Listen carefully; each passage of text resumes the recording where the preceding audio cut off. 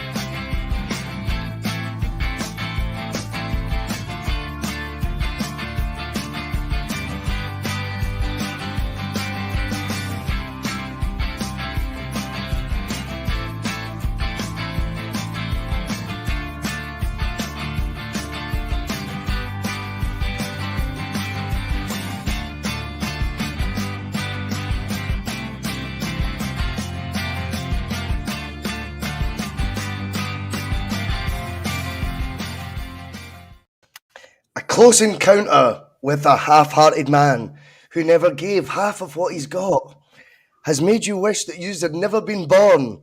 That's a shame because we've won the lot. Get in there! You know what those lyrics are? Huh?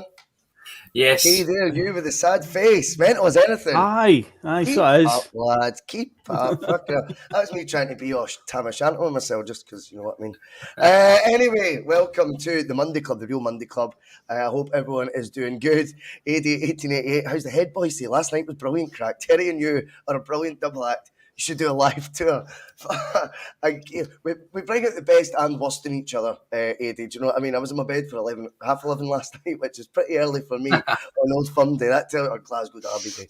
That tells you that, we did a lively afternoon. But it's brilliant fun. And he's probably the only guy I can argue with on here. And he doesn't really care. He just argues back even more.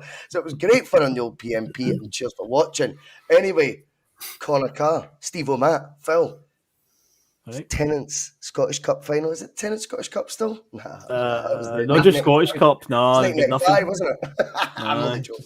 But aye, Scottish Cup final. We are there. Inverness Cali Thistle now. You could say that was the biggest obstacle that we could face. But yet again, not at our best, Phil, but we get the job done. And we'll talk about that in a wee second. We'll do all that good stuff. First, I'm all over the place here. Because I tried to do those song lyrics at the start, right? Being a smart arse. And that's just totally thrown me. Do you know what I mean? If I've not said yes, then I'm all over the shop. But yeah, all that good stuff. Hit like, hit subscribe. Our subscriber numbers went flying yesterday. So a big thank you to everyone who's done that. The views we've had on the channel and the audio downloads and that, then our a bit bizarre even for me to try and compute. But a big thank you for that. If you want to become a Boise Bus member, like Thomas Burns, like Celts on the Hill, like 1888 CFC, Ryan Taylor, Ali, AD 1888, jeez, I'm all over the place. Paul Tyatt, Charles Smith, Danny O'Malley. If you want to become a Boise Bus member, it's totally optional. It's $1.99 a month, and the content's always going to be free anyway. If you want to go to piesports.com and become addicted to Donaldoni kebabs like my good man Steve O'Matt, by all means you can do so. And you get 12.5% off at the checkout if you use the code BUS1888. Boise Bus Bumblebee shirts arrived today with, hopefully I'll get them all posted out by 5 o'clock today. If not, they'll be sent out tomorrow. But I will do my best to get them all. I'm just waiting on them arriving, but they arrived today. They will be in the gaff in Boise Bus HQ today. And then I look forward to reading back all the addresses when I'm sending them. We're going to every corner of the globe. Boise Bus Bumblebee shirts will be sent, and I look forward to sending them all. Right, okay, let's get straight into it. Phil, you were there. Talk us through yesterday. Yeah, as you said in your opening gambit there, we're maybe not our best, but we still found a way, which has been a pattern in recent weeks. But hey, that's the mark of champions. That often gets plaudits. If your team hasn't played well and they still find a way, the press will always say, that's a mark of champions, and that's exactly what it was. There were some spells yesterday where we were a wee bit under the cosh, but I felt we dealt with it. I mean, I don't think Rangers were outstanding by any means. I think their style of play was just very disruptive, is the way I would describe how they played. I don't think their game plan was fantastic. I mean, in the first half, before we scored the goal, every set piece Rangers got, it was very slow to go and take it. They had a throw in, or they were very slowly going over to take it. As soon as we scored the goal, they couldn't move quick enough after that. So I don't know what their strategy was. Try play for a draw in a cup game, or they try take it to extra time, or they try hold it at 0-0 to the last 10 minutes and throw everything at it. But obviously us scoring the goal completely threw their game plan at the window. And in the second half, as they got more desperate and threw men forward, I felt at the back we dealt with it in the end. A shot that hit the post, and then they hit the side net, and then the rebound. And other than that, I felt we stood up to everything that they threw at us, and we controlled the game pretty well. And obviously we are in the final now, and could not be happier with that result, because they're in a cup game. We're not here to entertain and win by a high scoreline to win the game, which we did. And that's us now in the cup final, and I cannot wait for June the 3rd.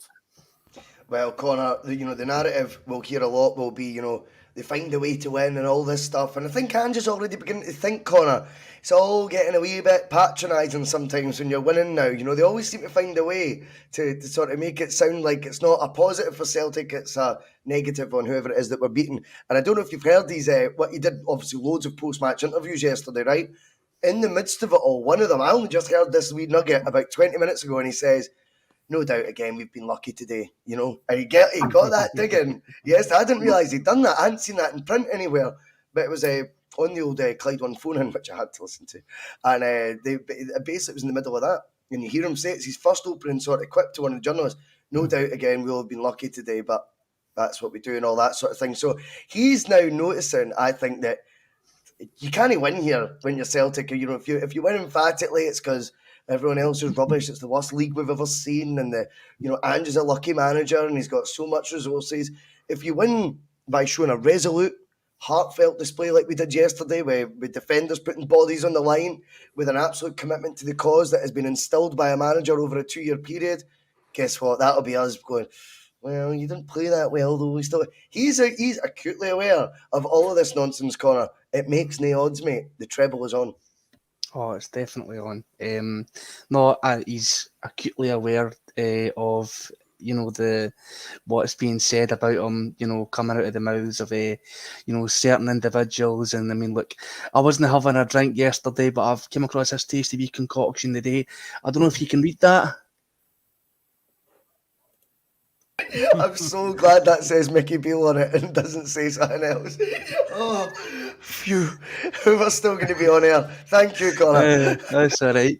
No, but definitely, Angie's definitely cottoned on to the fact that these, absolute charlatans in the media and from across the city are just trying to cling on to whatever crumbs of hope they can seem to get out of these recent fixtures against us, and they just can't seem to win against us. But by hook or by crook, Celtic get there. So whether it's an absolute 4-0 pump and devastation of them, or whether it's a absolutely incredibly solid defensive display by the two best centre backs in the country, and the other defenders as well. I mean, Greg Taylor, Alistair Johnston before he came off, and Anthony Ralston, who has not had much game time after the game on, and he had a very good game after settling into it after the first 5 or 10 minutes. It's excellent to see. The treble is definitely on, and look, people will say, that's you're kind of being dismissive of Inverness Caley Thistle. Fucking too right, they're a championship side. I don't care. I don't care that they have previous against us. They're a championship side. I watched that game against Falkirk. They're absolutely abysmal. We should be turning up. We should turn up there with our B team and beat them. 100%. The treble is on, my friends, okay? It's time to celebrate. Pop the champagne corks. It's on. Well, if you're not setting yourself up for a fall, then no one ever will, Connor. That was good. And as I say, thanks again for making sure that pint of tears said Mickey Beale on them and nothing else. Other people can delete where appropriate, and don't put it in the comments, please. Steve-O, what's happening, mate? You've had a good weekend, haven't you, son? You've been enjoying pies at midnight. You've been enjoying the tears left, right, and centre. We've had some good banter in the group chat today with a lot of the old tweet memes. That social media is a wonderful place on days like Mondays like today, isn't it? But overall, I mean, I think we look at the game, which we'll do first. I mean, the gloating and all that's great fun, and we're entitled to that. We're football fans. But I think in terms of the actual performance, I thought yesterday we seen a real throwback in terms of the defensive energy, attitude, and I think Ange kind of said something that's been kind of getting mentioned on the bus. We're in a different evolution now, he said yesterday as well. And this is now you're seeing a team that, because you can't just build a winning mentality into them, from the get-go. You've got to work at that. And now the guys know when they're in a game how to still get the job done and get over the line and find a way and all that stuff.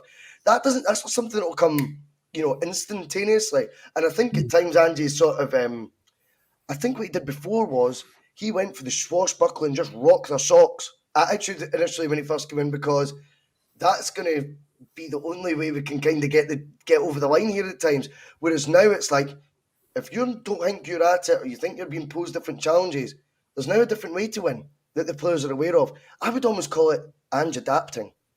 Yeah. Do you know, at the end of the day, as we said time and time again, the big thing was to win the game, no matter how that came about. It was just win the game, secure your place in the final, and obviously if you're putting Rangers in their place and another victory over them, it's going to be a nice wee sweetener. I'm slightly conflicted, I'll be honest, about the victory. I've enjoyed it, I've loved it. I think I've OD'd on internet content, but I'm a wee bit conflicted about the style of the one. As you say, defence was amazing, and largely we'd done what we had to do. They didn't really cause us any real massive problems. There was a few spells in the game, but what I mean by conflicted is the defence was the outstanding point of the whole game for us, I felt. And I would rather it was more on our flair side and our attacking side. I'll take anyone. I would have taken in off somebody's arse in the last minute, own goal. I didn't care. I'm happy, I'm thrilled, I'm over the moon. But as we always do as fans, we look at it, we digest it. I watched the game back in the cold light of day to see what I'd originally thought when I watched it, which was interesting the way I watched it, and we'll get to that, to see if that was the exact same. But no, do you know what?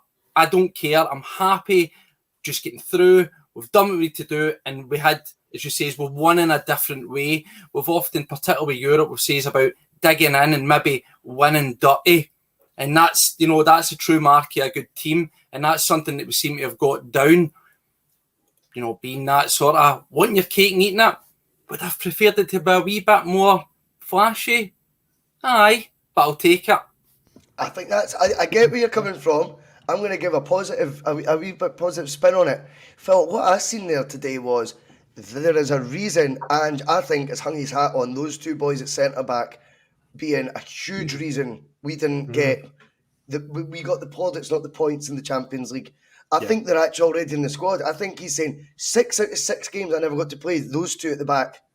He says, look, when they're in the trenches together, what we achieved there. And it's not just the brilliant moments we see Cameron Carter-Vickers. I don't know if you remember the studs going in by Morelos.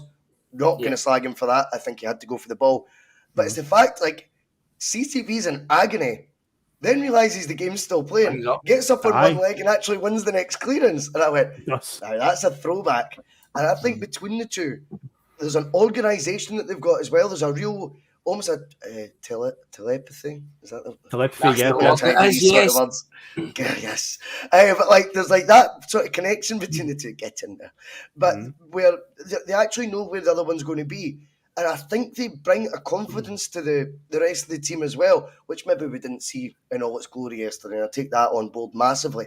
However, we're going to be more often than not, and when we're in the top tier of world football's competition again this time in September, you've got to look at that and go, well, when we're under the cosh and it's those two at the back, you can kind of see why Ange has got that much faith in those two centre backs, and maybe feels, Phil, it's an itch that he's not been able to scratch as of yet without having them available for the all 6 out of 6 group stage games this season. How many games now are we talking that they've went undefeated together that they've started? It must be in the 50s now, surely. It's got to be more than that, I think it's in the 70s. Oh, it's an insane one. So it just shows you that Ange has much faith in them and knows how important, especially, if you're going to make changes to a team, centre back is an area you don't want to be mixing it up any too much. So he's obviously got a lot of trust in the two of them together. But yeah, it's going to be crucial. And I think it speaks volumes as well that, as of yesterday, that is going to be Carter Vickers' last game of this season. He's getting sent off to get that operation now, because we will not have to play a Champions League game until September because there's no qualifiers for us. We go straight in. So you get him away at the earliest possible opportunity. And yeah, he came through yesterday with flying colours. If he was carrying an injury, you wouldn't have thought it. As you say, he was through the trenches. He was going down with getting knocks and stuff and getting right back up and just throwing himself into tackles and headers. Because he played that hero yesterday. And if that's his last game, which it turns out it is, then what a way to finish the season. But yeah, send him away at the earliest possible convenience. Don't drag it out any longer than you need to. Get the operation done. And I say we don't need to worry about a Champions League game till September, no qualifiers. So he should be back and fighting fit, ready for that. And him and Starfelt can hopefully play together in the 6 group games this season, because they looked fantastic yesterday. And even the cup final we played against Rangers in February, the two of them were brilliant together in that one. That was even a game where Starfelt did the wee Cruyff turn on the ball when he was under pressure. Pure Gallus. So the two of them together, they definitely complement each other really, really well, and Ange recognises that. Connor, I think Phil's absolutely right, and his enthusiasm for the centre-back pairing, I've really warmed up to it, and at times I know Starfelt can look just like that guy who's got a mistake in him. Yeah, see, when you started watching, obviously you watched the game back, Steve-O, as well, so I'll come to you in a wee minute, but when I watched all the highlights back, there was moments where, see when he's heading it clear and it looks like it's a last-ditch defensive header, he's not just putting it out for a corner again, which you seen Goldson do time and time again. He just hoofs it and he panics. Now, I don't mind that. If you've got to go back to basics at times to nullify a threat, fine. But there was moments of the game, you're looking at Starfelt's header out in the trenches and you go, that's deliberately away from danger as well. It's so clever what he's doing. He'll never get the credit for that probably in the MSM, but you can see what he's doing as a defender. And sometimes I think, I've said on this channel many a time, there's many ways to skin a cat. Celtic are now showing they've got far more sides to them than what we'd seen in Ange's phase 1, maybe even phase 2. We could be approaching phase 3 now. We look at the profiles of Johnston signing, who's just a far more physical being than what Juranovic will ever be, for example.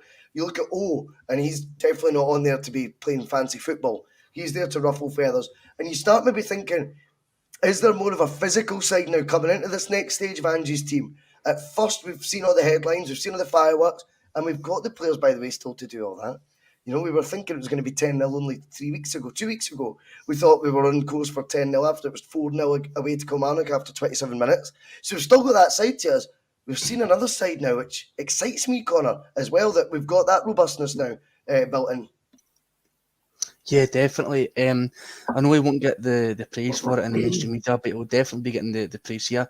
I mean, ever since Big Carroll started getting his hole, he's been immense. Honestly, he's been excellent.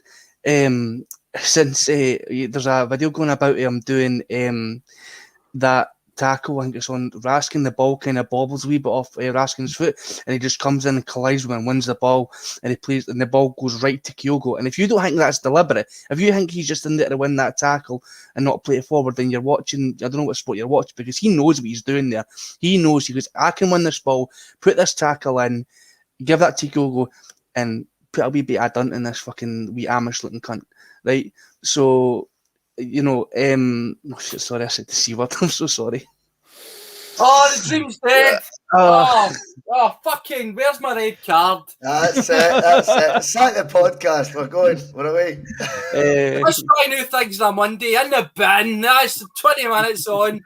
Half an hour on Monday afternoon. Great idea, Steve, but that's not happening. But no, obviously Johnston is a very physical presence, and you know how much of a miss he's going to be for the rest of the season. We'll have to wait and see, and hopefully his injury isn't too severe. You know, I mean, I think even with the adrenaline, that if he's still got, you know, the cojones to hobble about in one foot and jump with his crutches and that, I think he's going to be all right. And Ralston, you know, let's not forget Anthony Ralston's a physical presence as well. He's no shrinking violet either. Anthony Ralston's a hardy boy, you know. And I've seen something in him as well. I've seen something in him from day one. You could tell that also. I know this is kind of going back a bit, but you look at how much he transformed that boy and as a player. Everybody thought going into last season that we were like, oh, Jesus Christ, Anthony Ralston at right back, this is going to be an absolute, you know, catastrophe. And folks started calling him the Bellshill Cafu and that, the Bricky. He was immense. It was incredible what the turnaround he's had. And that's all down to the manager. And players like him, Johnston, Carter Vickers, Starfelt, and even Greg Taylor. Look, Greg Taylor's like a wee terrier, man. He's got a bit of bite to him. You seen him when Barisic was diving about the deck and that, he was pulling up by his scruff of his neck, but scruff of his shirt, saying, "Get up, you fucking prick." Honestly, it's like, you know, people have been calling out for such a long time for this Celtic side to have a little bit of a nasty streak, to have, you know, what they kind of put towards us, you know, at the latter end of last season. And I think we're kind of showing it now. We're showing we can be physical. We're showing we can go toe-to-toe.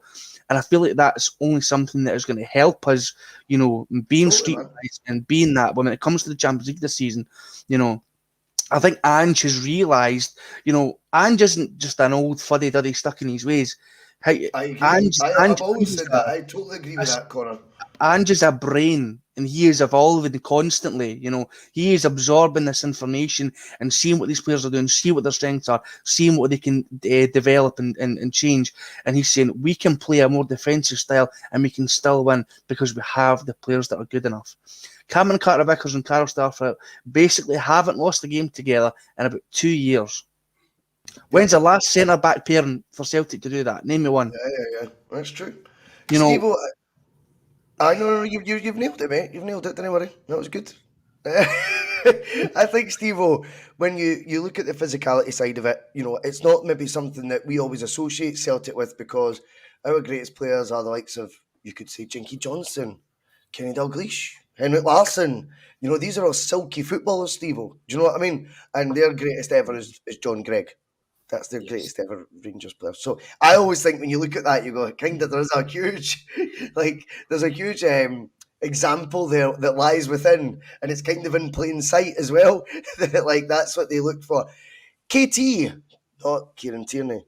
KT Academy comes out, a guy who coaches young players, Steve-o, and he decides to tell the world what his strategy would be if he were, and this is why, Kevin Thompson, you are not getting the SPFL top flight jobs that you thought you would for winning a league with Celtic Hearts. That just, you know, it's just so annoying. But his game plan, his strategy would have been, Steve-o, I think the approach Rangers ended up trying to take. 2 minutes in, John Lundstrom, how he is, I like, in what planet are we on? That's not a yellow, let alone a wee conversation in your own head if you're the referee of, is that a red? That is the way, that tackle, that scissors at the end on Kyogo is a joke. But that, they think at this point is them setting the tone. Because their narrative people can fall for is Celtic are easy on the eye, but maybe a soft centre. Well, okay. How did that strategy work out for you? Because all I ended up seeing was John Lundstrom looking swaggering when he's spraying balls that were meaningless balls, 20 yards, 30 yards, with nobody near him. And there were balls that were going from left to right, not incisive passes at any point. And that like gets his wee back up and his wee chest puffed out a wee bit more. But when you actually look at the physical battles, their striker Morelos is meant to be a guy who throws European defenders all about the place and stuff. They've got a sniff. I think when you look all over the park, if it's going to come down to you want a physical battle now with Celtic, and listen to Kevin Thompson's the world, Mickey, I think you're going to find yet another one of those doors slamming shut in your face. I see. When you look at Rangers yesterday, for me, the way they set up just summed an element of real fear that they've got around us at this moment in time. And the setup I would describe, I would call it, they tried to staunch their way to a victory. Because I love that. Steve, when you look at it, they had their back four as they always do, but then very, very deep, almost right in front of them, they had Raskin and they had Lundstrom. So you take that and they're almost playing like a four at the centre half position because they were that deep. The block was that deep for them. That's the expectancy levels they had in that game, nullifying creativity and just trying to be robust and physical. Now, when you look along the guys that we've got, weren't typically what you describe as being physical, but we're very deceptive, particularly when you see guys like Maeda. Maeda goes very unnoticed. He puts in a lot of hard tackles. He muscles folk out off the ball. And the thing I like about him as well, compared to some of our other Japanese guys, I see when he just empties somebody, he just walks on, doesn't care. He just looks at them and gets on with it. There's no tapping in the back. There's no picking them up and checking them all right. Leaves them. But we're deceptively strong now. And there's guys like Iwata in the team that have added it. And even in some cases, that again doesn't look it. Matt Riley puts himself about a wee bit as well. I've seen him getting more into the tackle and getting more involved. Just because when our guys are winning balls and muscling guys off, they're not cutting you in half, doesn't mean there isn't a physicality there. But again, we come back to the defence, and that's a real solid foundation.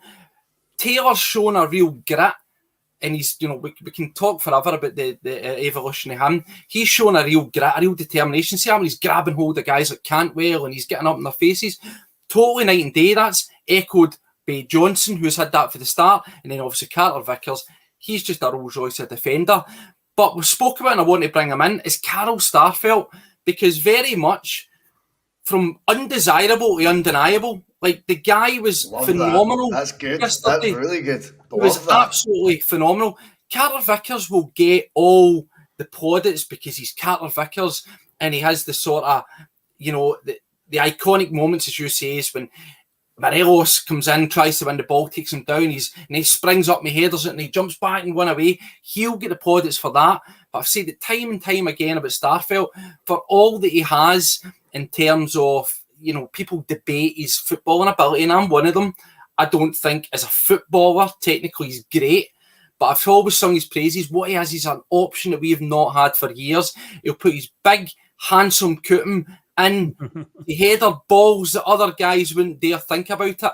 And he's almost like one of those players, almost like a Neil Lennon-esque, where he doesn't do anything particularly fancy. He doesn't do anything particularly classy. He's just very effective and largely quietly goes around his work. People are quick to spring on mistakes that he does. Yep. And I'm probably going to say that's natural because of the type of player he is. He is very much...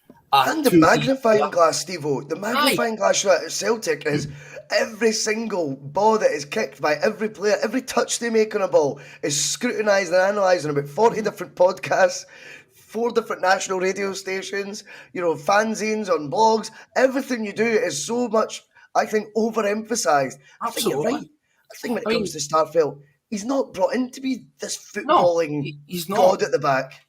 The thing is, it's all about finding a team's built around different aspects and different attributes.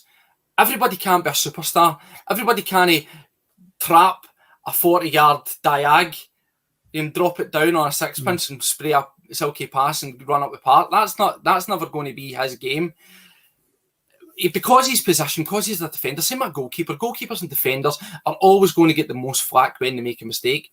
It comes with the positions. And unfortunately for him, there has been some. But I just wanted to single him out because I thought he was fantastic yesterday. I really, really did. And Carl Vickers was man of the match. But for me, Carol Starfelt held it together a lot as well, and he really needs singled out. And it's a good foundation that we've got.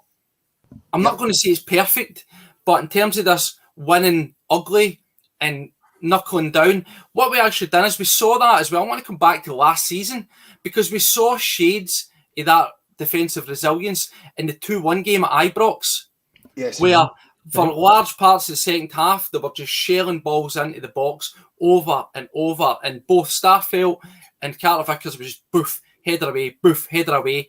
And that was the first time we really saw that we could absorb a lot of pressure comfortably. And now it's went a level ahead where we're not even having to, hold off the Alamo. We just control the game, and it doesn't really get to that stage. Yeah. I think as well, there's almost this attitude where we play Rangers because we're the better team and we're miles clear at the top of the league, Phil, and things like that. And we play the swashbuckling football. That doesn't mean that these sort of fixtures don't come with hurdles to be, scaled. You know what I mean? You're gonna have obstacles. You're gonna have times when you're not. It's never been 100% possession in any of these fixtures, no matter how good a Celtic team you've had. There's going to be moments you're under the cosh, and I think Steve-O's nailed it there. I think with those two, we're better equipped to deal with it. We'll move on a wee bit because obviously there has to be a gloating phase. There has to be. I think we're entitled to it. And this guy is he's topped himself, I should say, into the mess that he finds himself, Mickey Beale. This is the guy who was telling us, the only guy I've ever heard in my life as a football manager tell you what percentage of the squad will be going. 4 weeks ago, it was 25% of the squad will change. Yesterday, he basically was saying they're all going, apart from the ones that are in contract. He basically is throwing them all under the bus. Well, look at the quotes. The self-preservation from him is unbelievable right now. It's now, he's tried every wee sort of tactic he can to deflect from his own shortcomings. This will now be, come the end of the season, 5 of 6 derbies he'll have been in charge of. Let's say he wins at Ibrox in the worst case scenario. That'd be the dead rubber. That means fuck all. Nobody cares, mate. Right? That's the best he can hope for. He was afforded the opportunity to jump in to a team that was in a Europa League final 5 months prior to him joining. Or 6 months prior to him joining. Right? This was not a team, you can't have it both ways. And I think Andrew's been very clever when he says, this time last year, we were against a very good Rangers team. People need to remember that. And they used to have that resilience. And we've learned how to get to that stage. But he was basically having that pop saying, they're regressed from where they were this time last year. That ain't on Gio, because Gio's the one who's navigated them into the Champions League, not been given any money. This guy will have had a transfer window. This guy will have had a League Cup semi-final entry level. A whole tennis. Why do I keep calling it tennis Scottish Cup? The whole Scottish Cup campaign. Fucking stuck 90. That's what it always was, mate. I know. It's like bring back the Coca-Cola Cup. The Coca-Cola Cup. Yeah. That's weird. But anyway, he was given the whole Scottish Cup campaign. Don't say tenants. Don't say tenants. Maybe I've just got tenants in the brain. And then you're also going 23 out of 38 league games, 5 out of 6 Glasgow derbies. Where does self-responsibility come into this? It's been, Andrew's lucky he's got all the resources. This isn't my team, it's Gio's, even though Gio didn't sign all that many players. A lot of the guys that are there, you worked above before. And you kind of take credit for those good times quite subtly in interviews as well. Since I was last here, it's like, well, you're an assistant manager, mate. Shut up. It's like Gary Parker saying he's won a treble. Do you know what I mean? Right? Fucking gives peace. Right? But what is very, very strange is yesterday he's went from 25%, and he only said all that box to sound clever. He's now talking about it basically it's wholesale, the biggest rebuild you'll see. Again, firstly, I don't think he's got the resources to, even if he does do a full rebuild, to make it even worth its while. Secondly, it is like, this isn't on you again, is it? That's what you're telling us, basically. This is on the guys there that won't be there now. Why did you play them then? He's honestly, I feel right now we have got a manager who has talked himself into a situation where, see when your own turn on you, and they're going to turn soon, right? Let's say we do win at Ibrox to flip it the other way. You might not get your summer window, mate. You might even get the chance to do the rebuild because they will be coming for you. And I don't even think it would be that fickle. I look at Ange and I go, Ange got including the likes of myself. I was pretty vocal that I was disappointed in the start that he made, to say the least. And I thought he's going to need to fucking really rethink what he's doing here. 3 wins from 7 in the SPFL. But it took on 7 games to suss it. Since then, we've lost 1. 1 league game. It's unbelievable. And Mickey Beale have had 23 league games. You know, a whole Tennant Scottish Cup campaign, a League Cup semi-final entry, and joining a team that was in a Europa League final in May. How much, Phil, can they keep swinging this narrative that it's not that guy in situ's fault? By the way, we're not campaigning for him to leave, are we? A long way he continue. Yep. Mickey Beale throwing players under the bus. I wonder if he learned that tactic from someone he may have worked with previously at Ibrox. I wonder, because that was a trait of his former boss, wasn't it? But yeah, I said that to my dad yesterday, coming back for the game. I'm like, they probably can't imagine, like, at the start of the season, go back to August, you know, they've won that Scottish Cup and they got to a European final. And everything, they just qualified for the Champions League. They could not have foreseen this coming. It's so crazy that the guy that they think was a problem, Van Bronckhorst, and he's the one that caused all this, is actually was a better option all along. They probably should have just stuck out with him, because they've actually got worse. They have regressed massively. And yeah, your man there just mouthing off all the time, just it's basically saying it's not my fault. And honestly, he has a motor mouth. He just can't stop talking. It's like you put 20 pence in him and he just keeps going and going and going. He just doesn't know when to stop at all. He just digs himself more in a hole. So it is weird how he's going on about massive rebuilds. And I'm like, well, with what? What are you going to be paying them with? You know, ginger bottle lids, tops. What are you going to do? Because you have to get the cash there. It's all going to be English League journeymen. I mean, yesterday, I don't know if you listened to Radio Scotland after the game when they were wrapping up there, and not had that pleasure Neil yet. McCann, right, who at one point was trying to fight his urge to say he wants Inverness to win the cup because he's a Rangers man, and then he's kind of coyly laughing about it, going, "Oh yeah, you know the reasons why I don't want Celtic to win it," and they're all having a wee chuckle. But then he said about the contacts that Mickey Beale has. Honestly, I couldn't believe where this came from. Apparently, Mickey Beale's got a lot of contacts in the South American market, and Rangers may look to exploit that. And I was like, what? Where did that come from? It's all going to surely be players, journeymen from England, that they're going to do free transfers, guys that are out of contract, guys that have been injured for 2 or 3 years, like the boy from Norwich they're linked with, Kieran Dowell, that's barely played a game for about 3 years. That's the type of players are going to be like by. Neil McCann yesterday's going about. Are you telling me, Phil, they're re-signing? Are they re-signing Pina? Well, is that what you're telling me? I think he had a coffee break down in South America and Brazil for some sort of coaching training, where he was probably invited over for a week to coach a kids' academy or some crap like that when he was doing his badges. I think Wayne's in Brazil can do more with a football than what fucking he can do with a beach ball. Maybe there was a bit of paper left in one of the drawers in the manager's desk. I was with Pedro Caixinha, and he's looked at that and went, "Oh, I'll go and look at this players then." Maybe that's what you think. But Neil McCann came out with that one, and he's like, "Oh, he's got these contacts in South America, and he might look to exploit that market." And I was like, "What? Where did this come from? What is this?" So I cannot see them doing that in the summer. Can't see that. The more Phil, though, the likes of Neil McCann and that, like, champion this guy, and it's based on bullshit. I mean, you are scraping the barrel if after that Scottish Cup semi-final defeat, Tennant Scottish Cup semi-final defeat, you end up quoting his contacts in South America as some sort of salvation and some sort of, I mean, they are literally clutching at straws right in front of your eyes. That's a good thing, because what we've seen, Connor, right? See with the two managers, I don't know if you noticed how animated Ange was yesterday. And as I say, a couple of wee nuggets from his interviews, like, you know, no doubt will have been lucky again today. That's him having digs. Talking about, you know, the Rangers, version of Rangers he faced last season to this one. He's having a dig. He's animated in it. Now, we obviously have to do a wee bit of background work to do these shows, right? A wee bit. I'm not going to say it's like stressful or that. But like, I find the worst bit about it is watching a full Ange press conference week on week.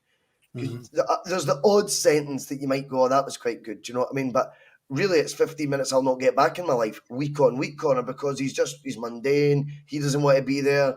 The questions are generic. Everyone's scared to ruffle his feathers. And he just gives the most straightforward, basic, bland, you know, ready sorted answers ever. I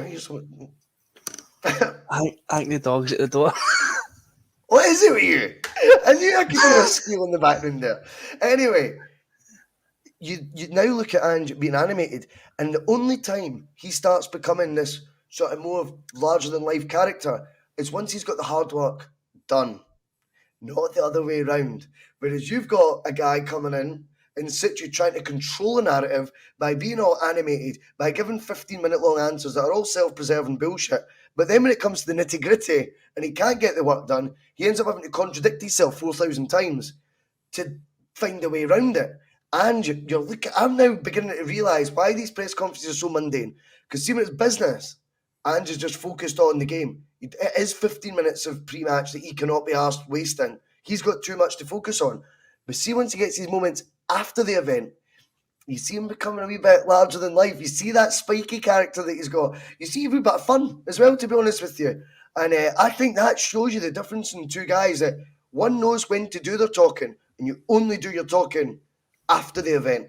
You do not do it prior. You do not build yourself up and set yourself up for the grand fall that we Mickey's having right now.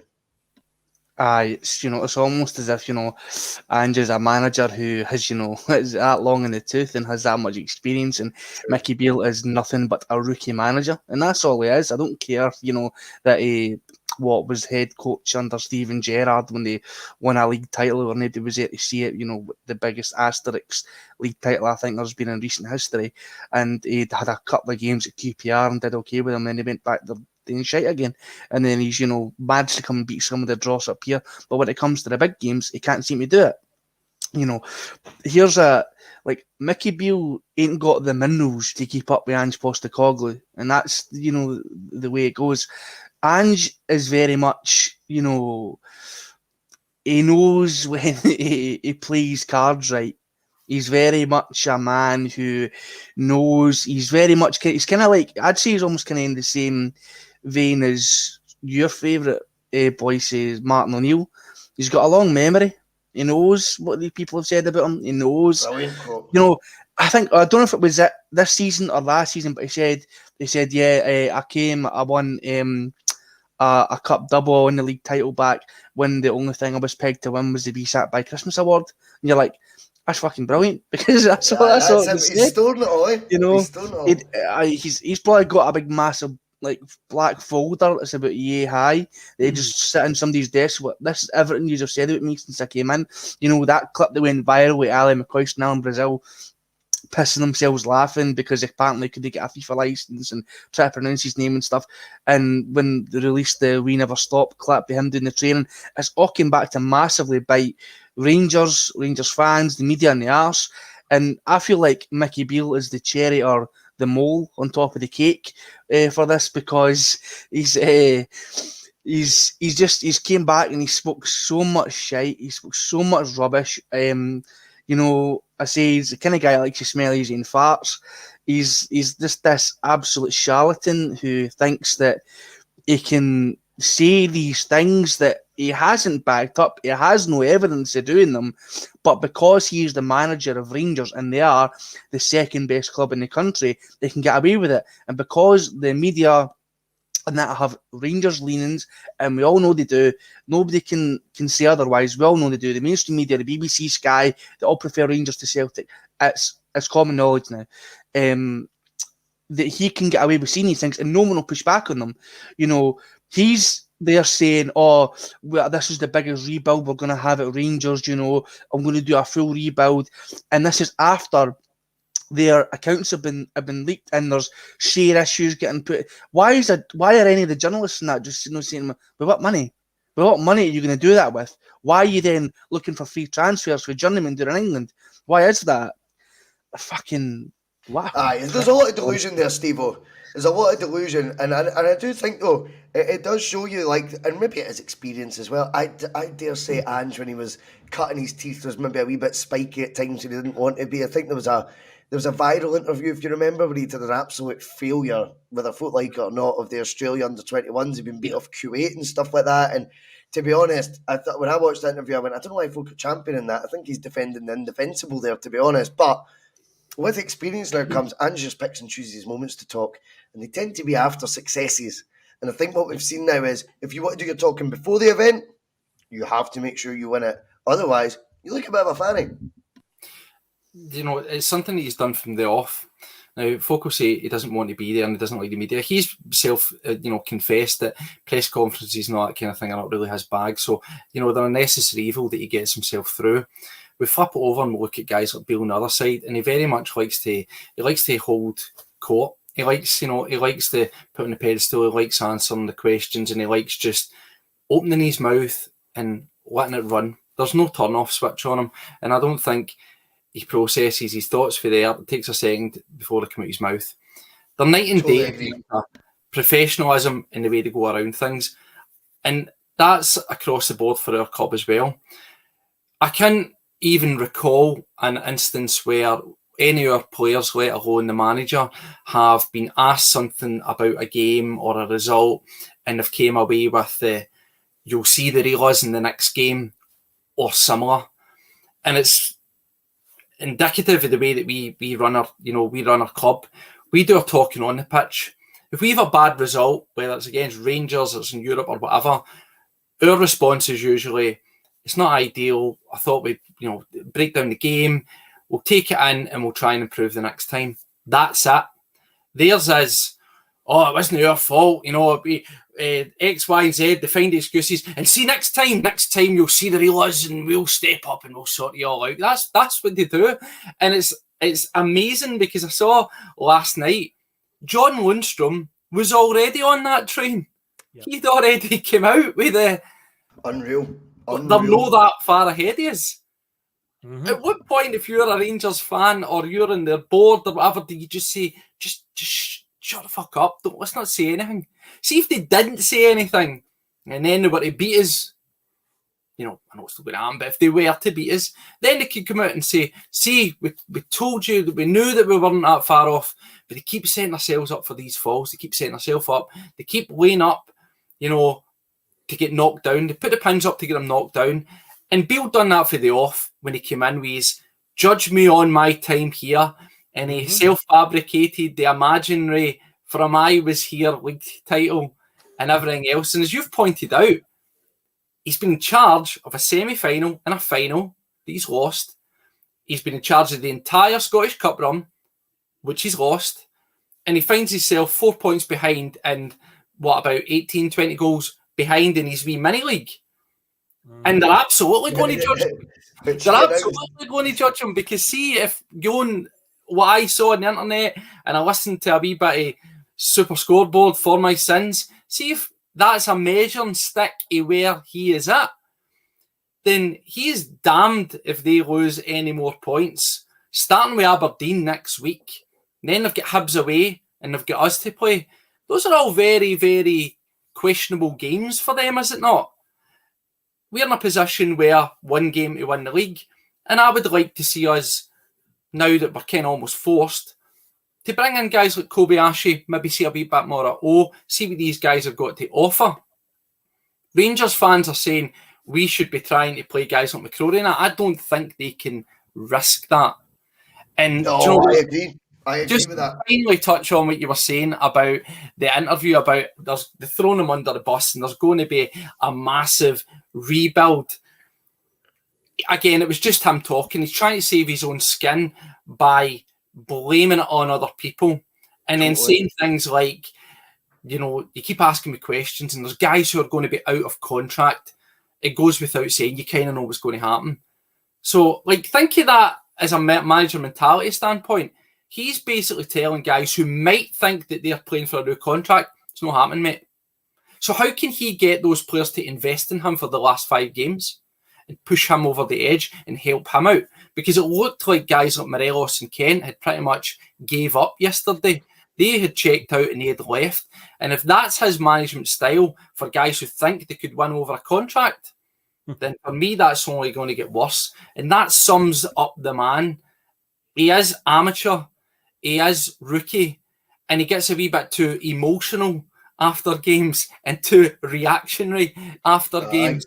You're right. It's going to bite him back because he's on a ticking clock. And if they don't make Europe, that will be the one that will hang him. No, I think you're right, mate. Honest, I do think that's the difference with the two. the two managers, Phil, big time, is that level of experience and just knowing when to shut up and knowing when to talk. And I just don't think he knows how to shut up. But anyway, Phil, it's all about us right now. And I like this because Steve-O tagged in my comment I started from Alan Robertson 40 minutes ago. And Steve-O's kind of inadvertently taking us there, unless you're a psychic, Steve-O. Do we now start seeing the likes of Bernaby, Kobayashi, Iwata, Hacksaw, and we wrap our mainstays like your Jotas, your Kyogos, Taylors, Calmac, CCV, Awiller, and rest. Well, CCV has been confirmed because Ange, again, as I said, was having a bit of fun yesterday. He says, look, I wanted him to go for the op a few weeks ago. He basically told me no, and he goes, and I'm scared of him, so I just let him do it. Just let him carry on. Ange has never spoken like that, ever. It's once the event's done. So that kind of ties in with what we were saying before. Yeah. So we won't see CCV again. We won't see CCV again this season. That's fine. In terms of Kobayashi, that opens up an opportunity. Greg Taylor, I think we've all speculated has maybe been carrying something.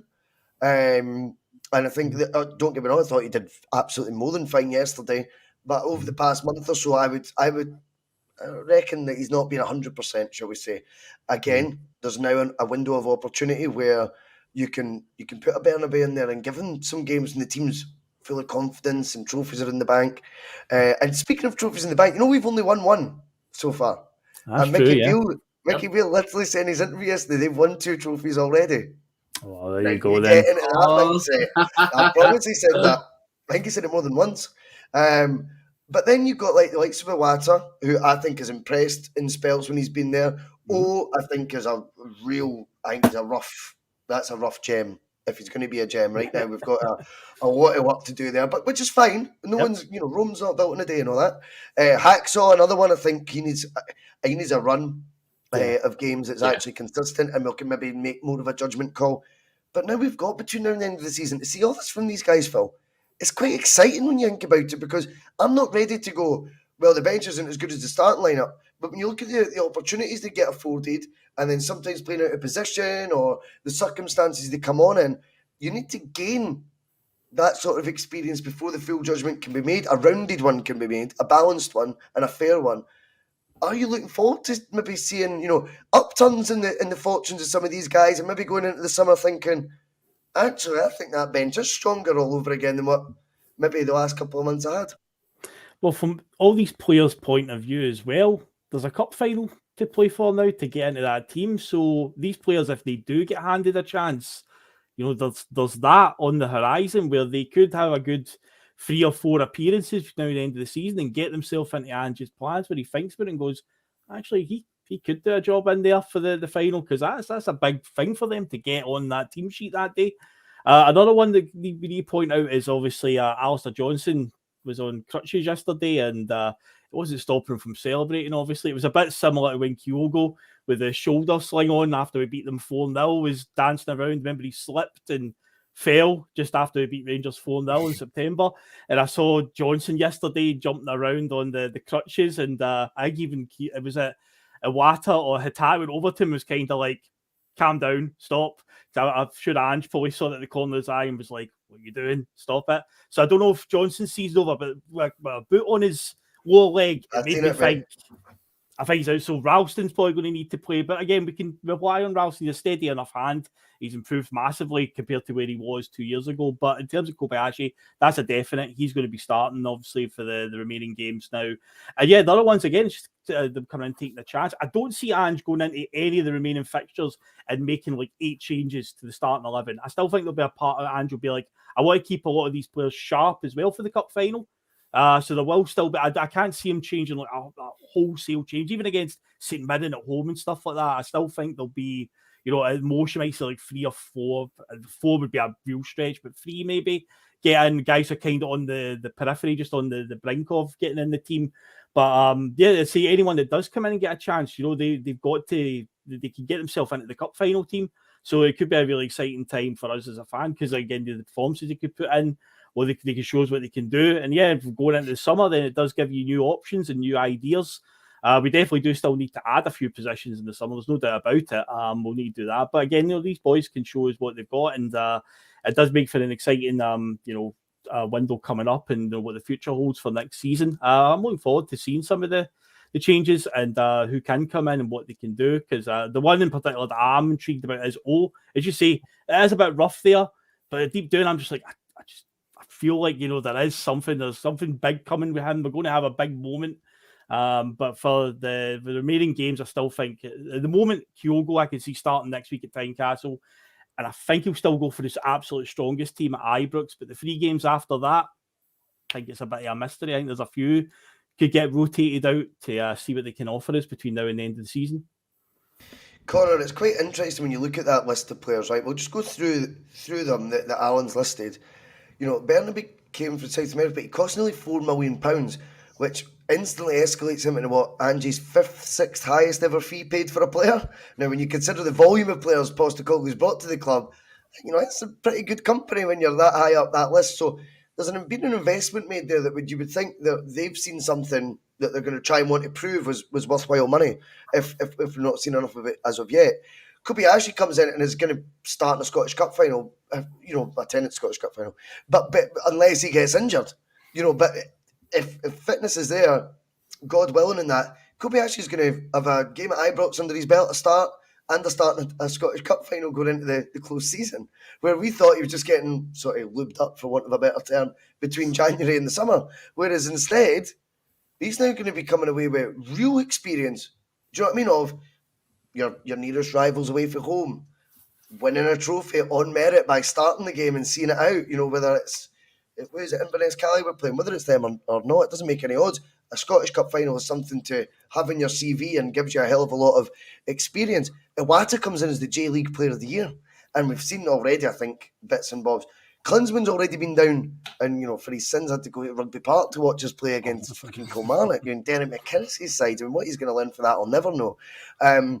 But again, you always been described by Ange as a special footballer. That was Ange's own words. A special footballer, a special talent, he might have said. Hacksaw has been a player of the month in our league this season. When you look at that list, you start going, and when you look at it a positive spin, you start going, fucking right, I want to see more of these guys now. Once the job's been done, and in the main, towards this treble it has, as I say, it's their manager who's told us we've won the league. We've not actually won it yet, but cheers, Mickey. The fact you acknowledge it is, it's very sound of you. And then we've got 1 game to go to complete a treble. With the rest of those league games, and they're tough because of the top 6 split nature, it means you're playing the better sides in the league. I think it's a perfect opportunity to find out what these boys can do. And when you actually look at the background to them all that I've just listed there, Connor, we should be more optimistic than pessimistic, no? Yeah, I definitely agree. I feel like all those players that have been listed have definitely shown something to be positive about, and even players like Bernabe. I know he's, not everybody's, cup of tea, and some people think, he's like a raffle winner and stuff, and well, he hasn't, had the season that Greg Taylor has, and I think Greg Taylor's been an absolute revelation this season, but that might just be because of Bernabe's presence being there, pushing him for that number 1 spot, because does have competition there, whether it's as good as the fee suggests or whether it's not, it's still there and it's still pushing Greg Taylor forward. So that's not how I see that. Bernabe obviously hasn't, made an impact in the team because Greg Taylor's been that good, but him, Kobayashi, all these players have definitely got something that we have seen individually and as a cohesive unit to be positive about for the rest of the season and going into the next season. And that's also not to mention whatever business we do in the summer. So things are looking very, very good. And look, you can say maybe the games will be dead rubbers and they don't mean anything, but that's not to say that the other teams we're playing against will treat them as dead rubbers either. They might be dead rubbers to Celtic, but they won't be for teams who are going for Europe, who want to try and get in the top 4, top 5, who are fighting to get as many points as they can. The higher you finish in the league, you get an extra few $100,000 as well, Connor. Exactly, You know and for a team like St Mirren, that could be everything. That could be another transfer that helps them get top 6 next season. So the teams we are playing do have something to fight for.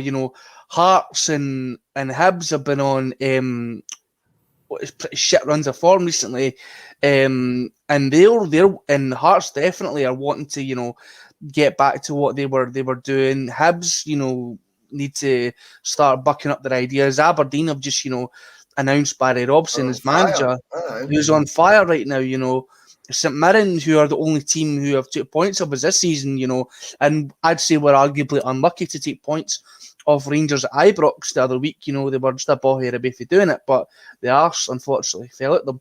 But these teams are in the top 6 and split for a reason. They're good teams, so we're not playing your bottom 6s like your Livingstons, your Ross Counties, or St Johnstons.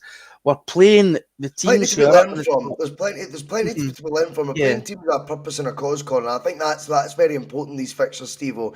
If we're going to see these guys develop, and it will be, you'll learn more from them than they've been in for the start. I've said about Hacksaw, for example, we spoke about it the other day, and it's Hacksaw's looked brilliant adding Gloucester and already comfortable 3 points. That's not me being disrespectful to him. That's when he's looked at his best. When it comes to affecting outcomes, we've not quite seen it yet from the start. Well, here's the opportunity. Go and shine, mate. Go and prove all of us, who've got any doubts wrong.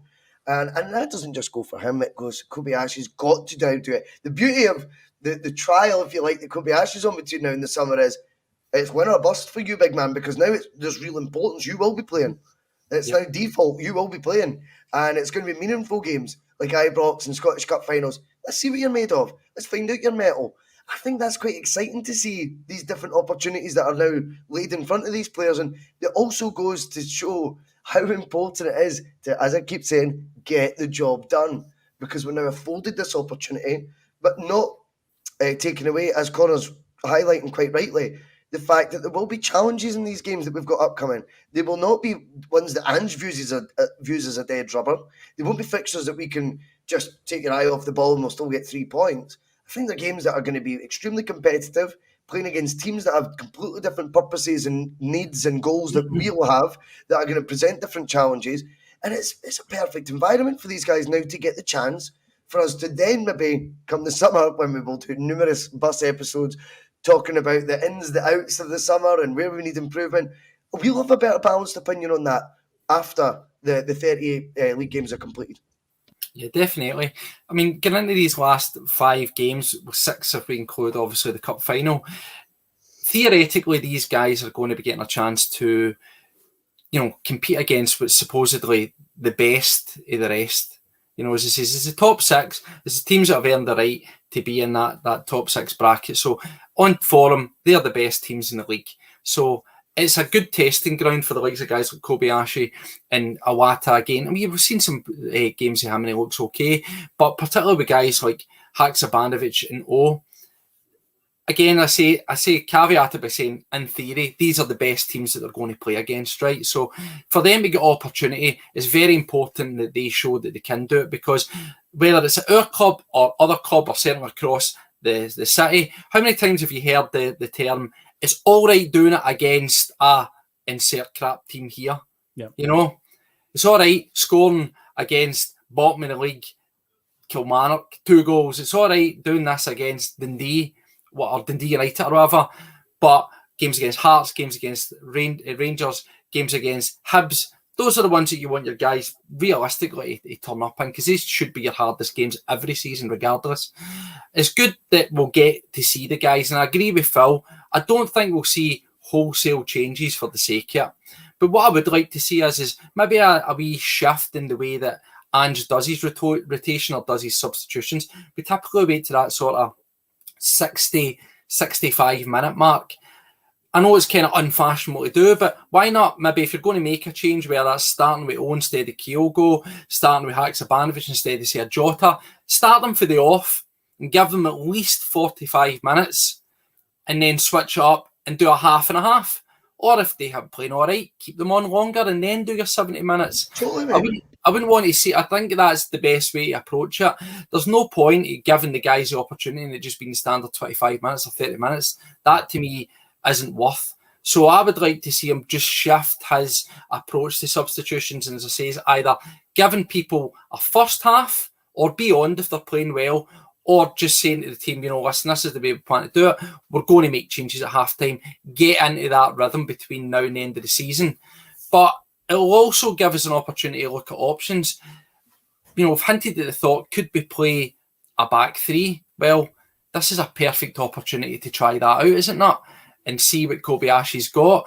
But also, it's not just an opportunity, I don't think, for guys on the periphery coming in, come back to Starfelt. It's an opportunity for him to be basically be the figurehead of the defence, to be the man, to take that mantle up and show his worth as a leader and somebody that holds back the back four rather than just being a cog in the machine that works very well.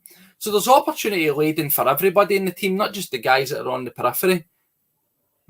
No, I think you've nailed it there, mate. And that's the beauty of having a big squad, Phil. But we're obviously going to want to see improvements on that as well. But one guy I don't think we can improve on, and young Regan brought this point up earlier and I saved it. And we're going to have a wee chat before we round up about our captain. Cal McGregor, talk about this, guys. If Cal McGregor wins the treble this season, that'd be 5 trebles at Celtic in his Celtic career already. Bear in mind he turns 30 in the summer. So he's still in his 20s when he's going to lift his first treble. Regan, I don't care what anyone says, we know that. He would be a Celtic legend. Phil, I don't think there's much you can argue with that. I mean, what an incredible fucking feat that would be, the way when you think about it. A guy before he's 30, in fact, maybe he turns 30 before the cup final, but let's say he's on the periphery of 30 years old, and 5 of those years in his football career already will have been spent lifting trebles at Celtic.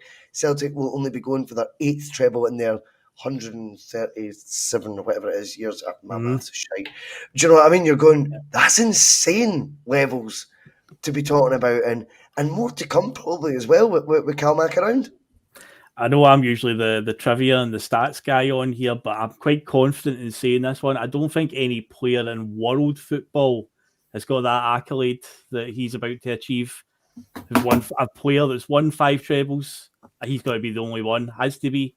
Well, he's not won it yet, but he's on the periphery of it. But yeah, I think I saw on Twitter somebody mentioned that, saying the same stat, and then saying I don't think anyone in world football, if there is somebody that's done it, then geez off. But Callum McGregor can really put himself in the history books. There's a pub quiz answer for years down the line. But he's unbelievable. What a player he's been for us, and still many, many more years to go with him.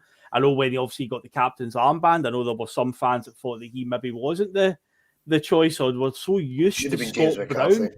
James McCarthy. Oh God, that Brendan Rodgers impression that he does, he's topical right now. But yeah, when we were so conditioned to Scott Brown for a good 15 years at the club, and 12 of it as captain, and how he did it, that people were just expecting like another figure like that to do it that way. But McGregor does the whole captaincy thing in a completely different way. He doesn't need to shout and ball and be aggressive and stuff like that. And one of the things I've absolutely loved as well is just, without doing it the same way Bruni does it, how he gets under their skin. Like, they really hate him. The Rangers fans, like, he's became a real figure of hatred for them, and he's not even like. See if you go on Twitter. Yeah. Is he? See the Barisic stuff last year when he called him the shite bag thing, and then there was the one the other week when he squared up to Barisic and he's walking away, and the camera just gets this perfect shot, like Barisic like scowling at the back of his head. McGregor has this like smirk on his face, like got you again. You're also missing him squaring up to the Amish child, Ralston, calling him a stupid "see you next Tuesday." Oh, that's right. He did that one as well. Aye, there's a video clip of him going up to yesterday. No, it was the game before at Celtic Park. I'm sure he called him a stupid "see next Tuesday." Raskin, it's Rascan. Remember that? It's all changed recently. I don't know if you noticed that. Rasgas now, man. Well, they try and make him a better footballer than what he is. They've changed his name to sounding a wee bit more, exotic. Just that wee bit exotic. That's the word I was looking for. But see what on Twitter and that, like, see after games where we have beat them, and you see all the meltdowns for websites like Follow. See the amount of them that are just like, I wish somebody would just stick one on him. They really hate him. See that they played the game with the mask on last year. After we tanked them 3-0, one of the things that they were more annoyed about is that nobody stuck one on him to test that mask out. And it's like, that's again their mentality. So they hate him. He's an absolute figure of hatred, but he's not on like Chris the same way as Adrian. Chris Boyd obviously fueled that with some of his comments. But no, he's an absolute fantastic role model captain. I say he's a phenomenal player as well. I often wax lyrical about, in the style that we play, that sort of high risk that we do, where we pass it around at the back under pressure. He's always shown for the ball. He's always very cool and calm under pressure as well. and he'll still stick to the game plan that Andrew's got in play. He's such a valuable member of the team. And there's much more success to come. But I think he's going to become the first player in world football to have 5 trebles on his CV, which is speaks for itself. And potentially more to add to that. I mean, Connor, we often have debates on here about, obviously you're a different generation on the bus. Did I freeze there? Can you hear me okay? Mm-hmm. Yes. Can you hear me all right? You can now, yeah. Aye, we've obviously said, right, Connor, we've said like before, you know, about your age being a different generation to what most of the contributors in the bus are, right? I mean, from your point of view, you're looking at Cal Mack and all you must associate Celtic teams with is him playing in it, which is baffling unless you go back to like being primary school, but you're kind of just watching the game. You're not taking it all in at that age really as much. Whereas like once you've started watching and being in tune with the Celtic team, he's been literally in it since day one. It's surreal, like when I'm saying that to someone else, because when I first started watching football, it was Paul McStay. And then it became, like, I remember I used to think Paul Lambert was a brilliant captain for Celtic. I just thought he led by example. And then I honestly felt like McManus, but always lacking in ability. I thought, do you know what? He's still, he takes responsibility, where probably sometimes I'd rather you didn't because you're a murderer. But I liked him as a captain in terms of what he represented. Then you had the Scott Brown years of, I don't know what to make of that. You know, it was incredible. The taunting, it was like having a fan with the armband on at times, the way he could do it. And then McGregor for me is the one that you would go, that's almost close to being back to McStay. For what I was getting brought up. My dad was, you know, he would have been, 34, 35 when he's educating me about McStay in the 90s. And I think now it's like we're at that level where if you've got young kids and you're watching Celtic right now, that you're looking at Cal McGregor maybe speaking that sort of way about Cal Mack, that what my dad was to me about Paul McStay. I think that's so cool that you're actually seeing that in front of your eyes. Yeah, it's amazing, honestly. And as much as I love Scott Brown was the captain for the majority of my Celtic sporting life.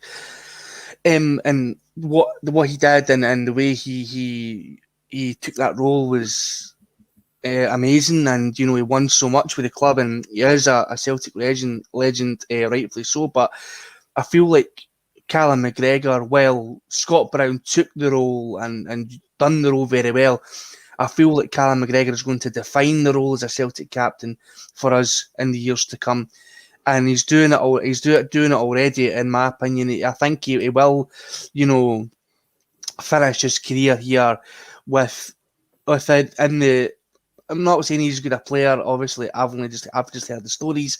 I've not, you know, seen him play in the flesh, but I think he will be held in the same kind of regard as a Paul McStay almost, because how he's came into it so seamlessly. You know, you got players like, you know, Captain Fantastic or the City, Tavpinier, you know, just. He is not a captain. He's been their captain for years. He is not a captain at all. He does not know how to command his players or how to lead by example. He has just been given that armband. We're just like, right, when you go, you take it. Callum McGregor has slotted in seamlessly to that role. And you can tell he has learned from his previous managers, his previous captain. You know, he's absolutely, you know, taking this role and being absolutely, you know, a stalwart in that Celtic team, and he has been for years. And he's shown that he can change on a dime to do different roles as well. You know, it's not easy for players who stereotypically would play a more forward, advanced attacking role to then sink back into that more defensive area and then command the pitch. And Callum McGregor has done that absolutely incredibly well. And look, long may it continue. He's probably going to be one of the best Celtic captains in this club's history, and I have no doubt about that. Steve-O, you're of a similar vintage to me. We'll wrap it up here, by the way, because we've been over an hour again. But I just wanted to quickly say, Steve-O, I mean, you're obviously, as I say, we're similar ages. In terms of captaincy, so far, I know it's early days, but he's been highly impressive since he's took on the role. Not just as a player, and he's sort of 8-9 years now, he's been a regular in the first team. I think as a captain as well, he's stepped up again, hasn't he? Yes, he's levelled up, and you know, as we brought him up at the first, everybody's now said exactly what I was thinking, but I'll just re-echo it. He is very, very reminiscent of Paul McStay, and that's, you know, take it as you find it. Is he maybe get a way to go in terms of He's playing, possibly. McStay was a mercurial talent. He was fantastic.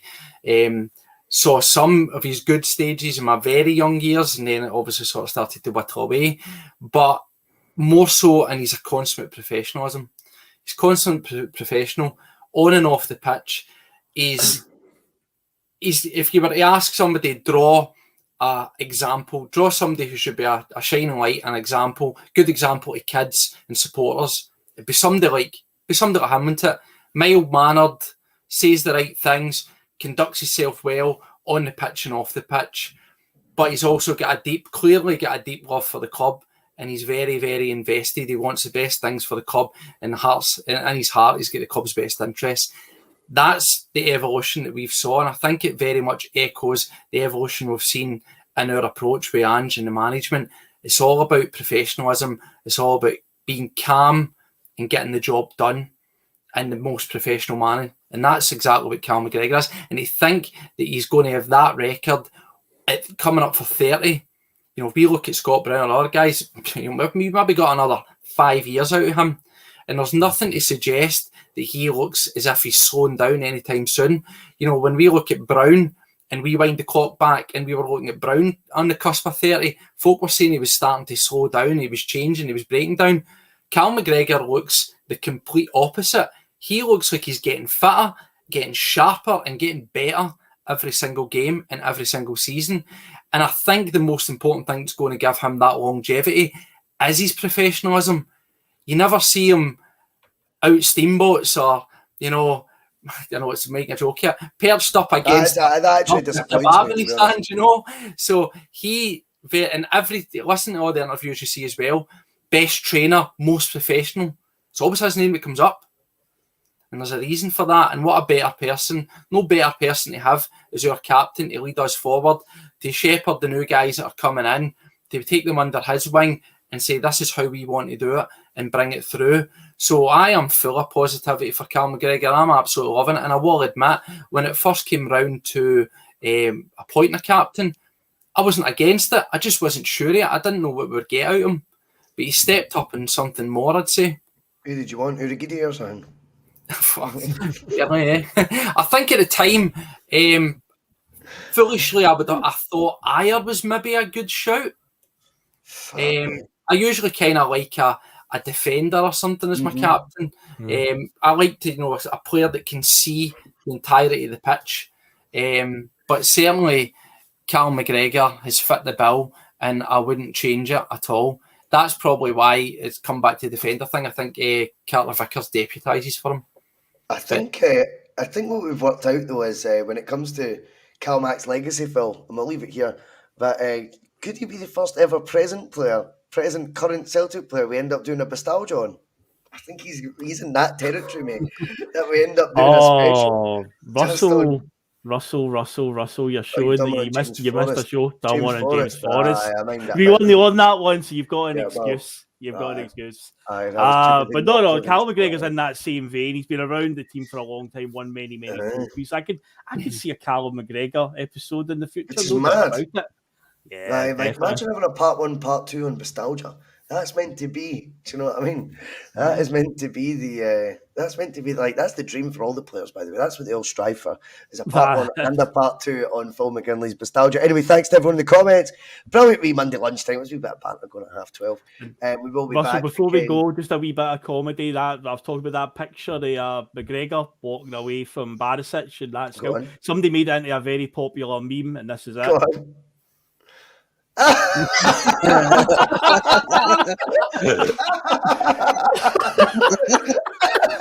It's so perfect. It couldn't be lined up any better. But that look on McGregor. Oh, that's amazing. Got you again, Barisic. Oh, brilliant. Absolutely superb. Cheers to Steve-O, cheers to Connor, cheers to Phil McGinley, and cheers to the Glasgow Celtic. See you there. Well, you've all that stuff at the start. They won't be playing Tina Turner on the coach on the way home, will they? Some of his comments about me deliberately trying to cause controversy. Well, I'm like in the media now. And you've got someone sitting there next to you who's an embarrassment to the media profession. He's an apologist. He's a charlatan. He's a Rangers puppet. He's a cheerleader. That's what he is.